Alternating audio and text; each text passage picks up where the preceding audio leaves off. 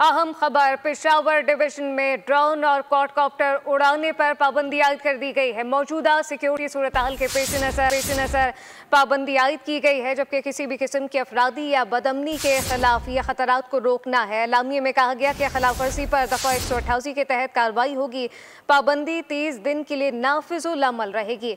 Peshawar division में drone और quadcopter उड़ाने पर पाबंदी आयद। मौजूदा सिक्योरिटी सूरत हाल के पेश नज़र पाबंदी की गई है, जबकि शहरियों के जान और माल के तहफ़्फ़ुज़, अहम तंसीबात की सिक्योरिटी को यकीनी बनाना है।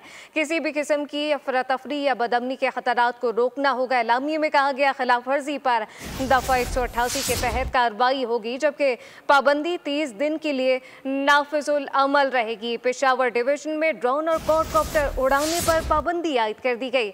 मौजूदा सिक्योरिटी सूरत हाल के पेश नज़र ये पाबंदी आयद की गई है।